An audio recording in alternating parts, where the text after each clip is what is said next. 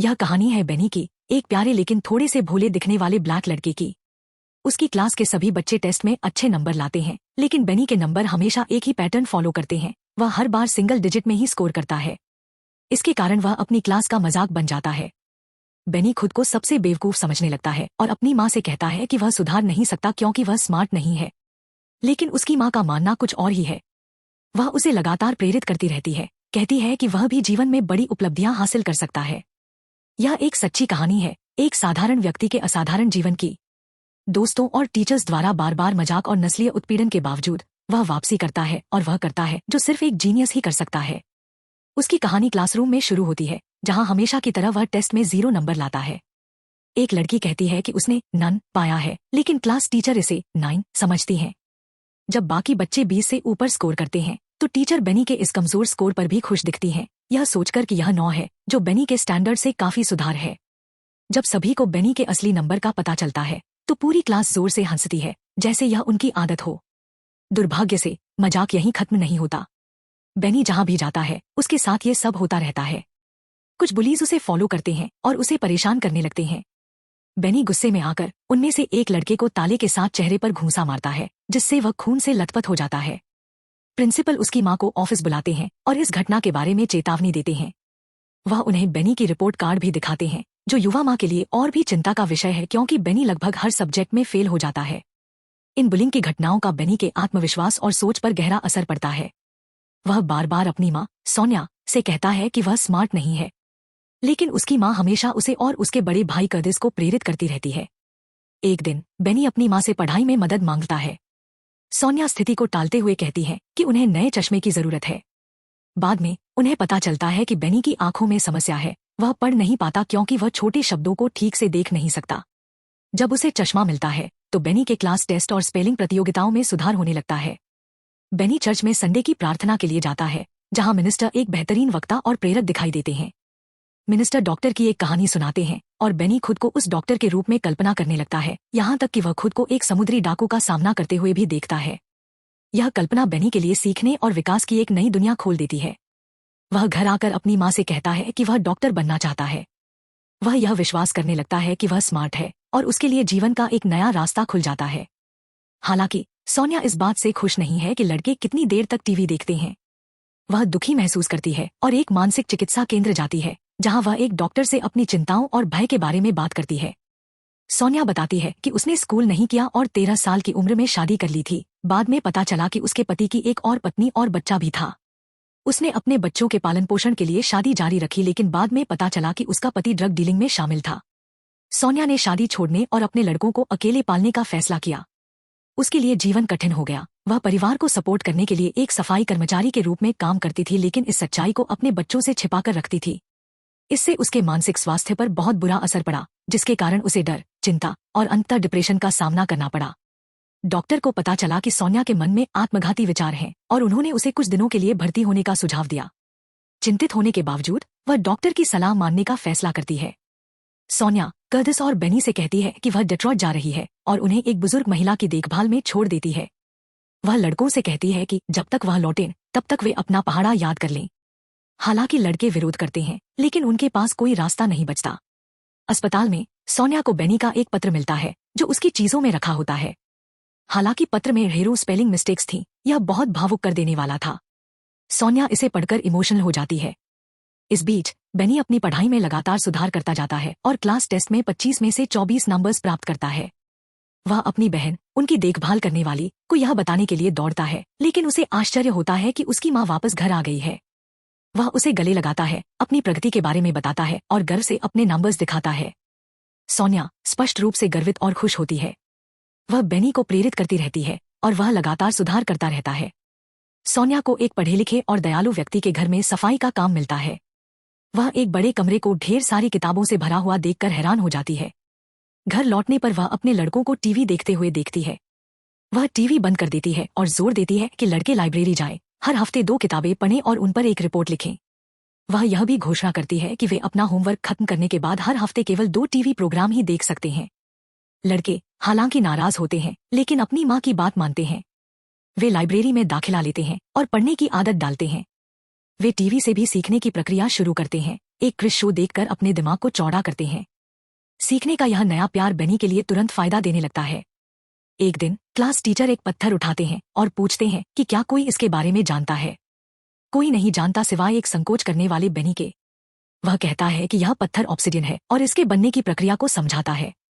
Teacher इस युवा लड़के के ज्ञान की गहराई से हैरान होते हैं और बेनी से क्लास के बाद उनसे मिलने के लिए कहते हैं। जब वे मिलते हैं तो टीचर बेनी से कहते हैं कि उसने अपने दिमाग की ताकत को अनलॉक कर दिया है, जो कि एक टीचर के मुंह से आने पर खास मायने रखता है। बेनी अपने क्लास में खासकर स्पेलिंग में उत्कृष्ट प्रदर्शन करता रहता है। वह स्पेलिंग कंपटीशन भी जीतता है, लेकिन क्लास टीचर खुश नहीं दिखते। अपनी भावनाओं के बावजूद उनके पास बेनी को विजेता घोषित करने के अलावा कोई विकल्प नहीं होता। हालांकि वह अपनी नस्लवादी सोच को प्रकट कर देती हैं। वार्षिक पुरस्कार समारोह में स्कूल के प्रिंसिपल घोषणा करते हैं कि बेनी ने समग्र प्रदर्शन में सबसे अच्छा प्रदर्शन किया है। उसकी माँ और भाई जो दर्शकों में बैठे होते हैं, बेनी जितने ही गर्वित दिखते हैं। जब बेनी अपना सर्टिफिकेट लेने जाता है तो नस्लवादी टीचर माइक उठाती है और एक टिप्पणी करती है जो उनकी गहरी नस्लवादी सोच को उजागर करती है। वह कहती है कि बाकी छात्रों को शर्म आनी चाहिए क्योंकि बेनी, जो एक ब्लैक लड़का है और जिसे एक गरीब सिंगल मदर ने पाला है, उनसे ज्यादा हासिल कर सका। दुर्भाग्यवश वह बेनी की प्रतिभा को अपनी नस्लवादी सोच के आगे नहीं देख पाती। इस घटना से बेनी की मां हिल जाती है। वह बेनी का एडमिशन ऐसे स्कूल में करवाने का फैसला करती है जहां उसकी प्रतिभा की सराहना उसके रंग से परे की जाएगी। वह एक स्कूल ढूंढती है जहां ज्यादातर छात्र ब्लैक हैं। हालांकि बेनी को वहां के एक छात्र द्वारा उसके पुराने फटे कपड़ों के कारण तंग किया जाता है, जो उसकी पीढ़ी के फैशन के अनुकूल नहीं होते। बेनी भी जवाब में कुछ कहता है और आखिरकार वे दोस्त बन जाते हैं। यह नया दोस्त, जो फैशनिस्टा है और शानदार कपड़ों में रहता है, बेनी को हीन भावना और असुरक्षा का एहसास दिलाता है। बेनी अपनी माँ से नए कपड़े खरीदने के लिए पैसे मांगता है। उसकी माँ के पास ज्यादा कुछ नहीं होता, फिर भी वह अनिच्छा से उसे नए पैंट्स खरीदने के लिए पैसे देती है। हालांकि बेनी को पुराने पैंट्स पसंद नहीं आते और वह अपनी माँ से बहस करता है। वह अपने फैशनिस्टा दोस्त जैसे कपड़े चाहता है। उसकी माँ मना कर देती है और कहती है कि जो लोग फैशन के प्रति ज्यादा चिंतित होते हैं, वे अंदर से अक्सर खाली होते हैं। बहस के दौरान बेनी गुस्से में आ जाता है और एक हथौड़ा उठाता है जो उसकी माँ खिड़की ठीक करने के लिए इस्तेमाल कर रही थी और उस पर वार करने के लिए चार्ज करता है। उसका भाई बचाव के लिए आता है। जल्द ही बेनी बुरी संगति में पड़ जाता है और उसका फैशनिस्टा दोस्त उसे एक गैंग से मिलाता है जहां वह एक चाकू खरीदता है। एक बहस के दौरान उसका दोस्त उसे अपमानित करता है और गुस्से में बेनी उसे चाकू से मारने की कोशिश करता है। सौभाग्य से चाकू पहले से ही टूट चुका होता है, इसलिए कोई गंभीर नुकसान नहीं होता। इस घटना से डरकर बेनी स्कूल से भाग जाता है। यह एक आशीर्वाद के रूप में बदल जाता है क्योंकि वह उस विषाक्त दोस्ती से बाहर निकल जाता है और अनियंत्रित क्रोध के खतरों को समझता है। वह अपने गुस्से को नियंत्रित करना सीखता है। बेनी की कड़ी मेहनत आखिरकार रंग लाती है और उसे याले में स्कॉलरशिप मिलती है। वहां वह अपनी गर्लफ्रेंड कैंडी से मिलता है। अपनी एजुकेशनल उपलब्धियों के बावजूद बेनी अपनी पढ़ाई और भविष्य को लेकर चिंतित रहता है। उसे लेक्चर्स में मजा नहीं आता और वह याले के जीवन में ढलने में कठिनाई महसूस करता है।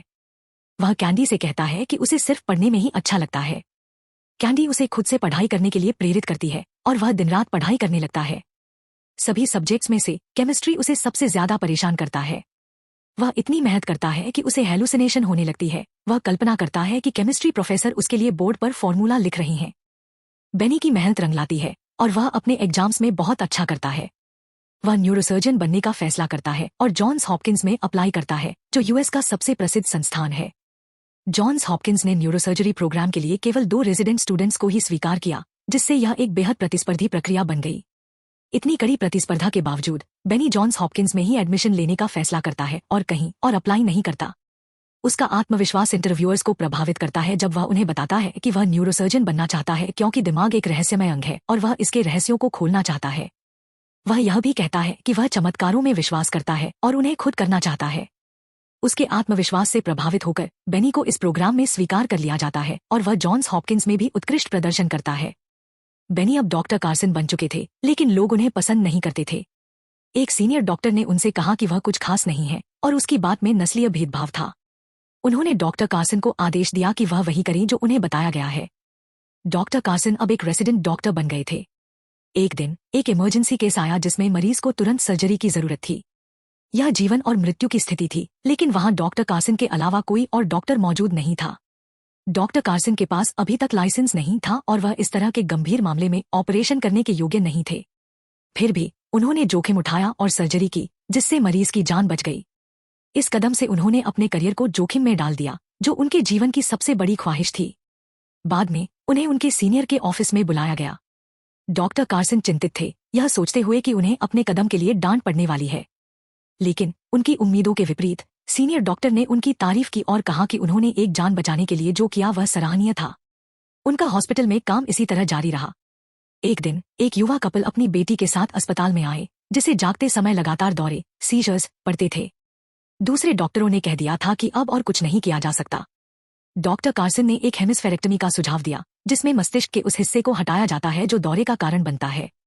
यह सर्जरी बेहद जोखिम भरी थी, क्योंकि इससे बच्ची को लकवा हो सकता था या वह बोलने और चलने की क्षमता खो सकती थी।